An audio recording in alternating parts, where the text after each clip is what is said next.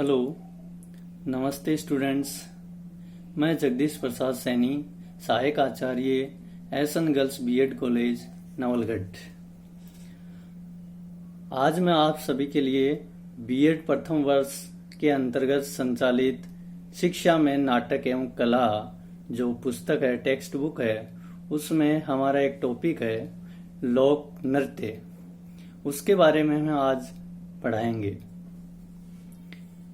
आज की कक्षा में विशेषकर जो लोक नृत्य हैं वो विशेषतः राजस्थान के संदर्भ में हम पढ़ेंगे। हम उन लोक नृत्यों के विस्तार से वर्णन करने से पहले ये जानेंगे कि नृत्य है क्या, अर्थात नृत्य किसे कहते हैं। व्हाट इज द प्रॉपर और एग्जैक्ट मीनिंग ऑफ डांस। नृत्य का वास्तविक अर्थ यह है कि मस्ती, उल्लास एवं आनंद के अतिरेक में की गई थिरकन ही नृत्य कहलाती है। अर्थात मस्ती, उल्लास या आनंद की प्राप्ति के लिए जो थिरकन की जाती है उसे हम नृत्य कहते हैं। नृत्य है वो न केवल एक व्यक्तित्व के मानसिक उन्माद या उसके आनंद की प्राप्ति के लिए किया जाता है, बल्कि यह एक व्यक्तित्व द्वारा अपने अंदर छिपी एक आभा, एक कला या यूं कह सकते हैं उसके अंदर छिपा एक हुनर है, उसको प्रदर्शित करने का एक अच्छा माध्यम या अवसर होता है। अर्थात नृत्य के द्वारा एक नर्तक अपनी अंदर छिपी जो गुण है, अपने अंदर छिपी जो कौशलताएं हैं, उनको कुशल जो हुनर है उसको प्रदर्शित करने का प्रयास करता है। भारत एक विविधता में एकता वाला राष्ट्र है। विविधता में एकता को और चार चांद लगाने में हमारी जो नृत्य या लोक नृत्य संस्कृति है वह और अत्यधिक आकर्षक बना देती है इस कथन को। कैसे? क्योंकि नृत्य एक ऐसी उन्माद भरी क्रिया है जिसके द्वारा हर व्यक्ति के मानसिक तनाव, उसके भागदौड़ की जिंदगी में हुए अनेक प्रकार के कुंठाओं को दूर करते हुए उसको हंसी ठिठोली में लाकर एक तरह से तनाव मुक्त कर देता है।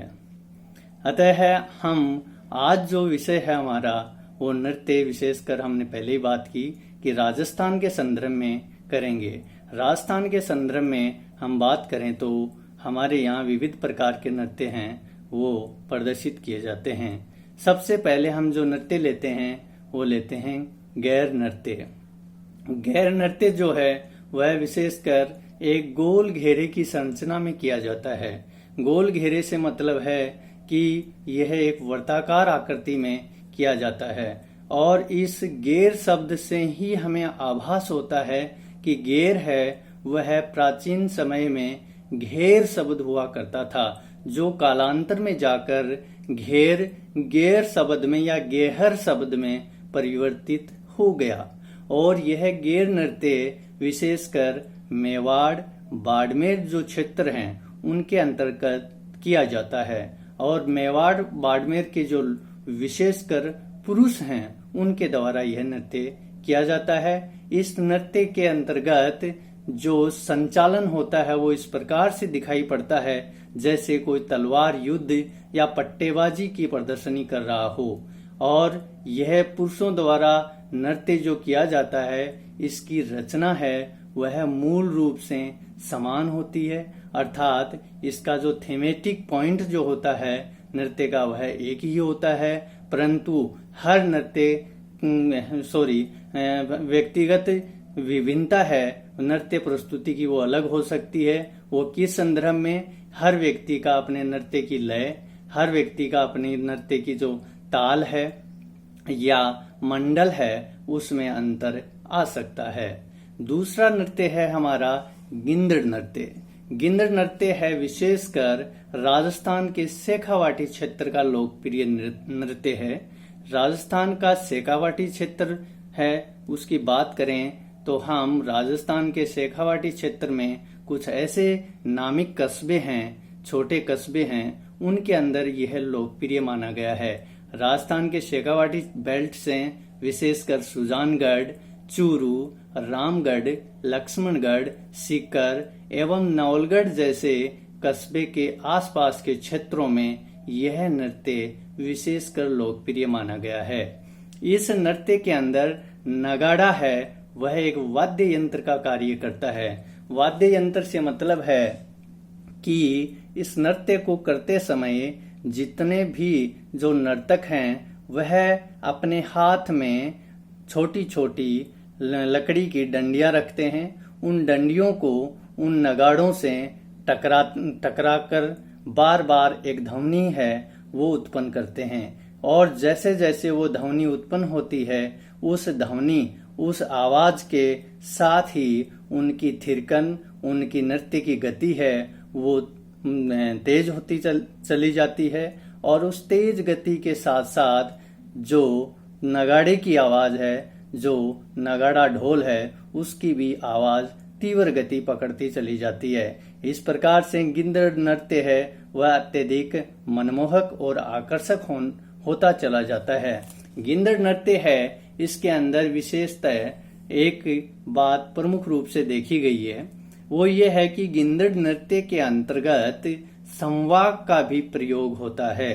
संवाक से मतलब है इसमें किसी पात्र द्वारा एक विशेष प्रदर्शनी का जो मंचन है वो भी होता है और ये पात्र हैं वो अपने आप को साधु के रूप में किसी शिकारी के रूप में या सेठानी के रूप में या दूल्हा या दुल्हन के रूप में अपने आप को संवाक के रूप में प्रस्तुत करते हैं।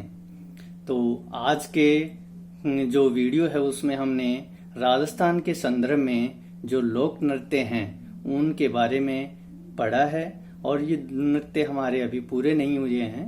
अभी 2 ही नृत्य हमने पढ़े हैं। अगली कक्षा में जो आगे के नृत्य हैं उनके बारे में पढ़ेंगे।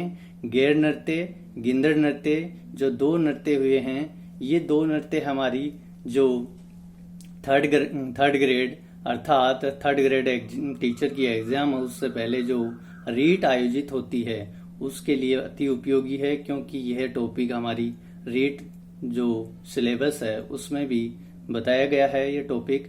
और पिछली 2018 में 11 फरवरी 2018 में जो रीट हुई थी उसके अंतर्गत भी लोक नृत्य से एक प्रश्न पूछा गया था पर वो प्रश्न जो है वो अपना किसी अन्य नृत्य से जो कल पढ़ेंगे हम अगली कक्षा में पढ़ेंगे और उसके बारे में उस समय विस्तार से बताएंगे।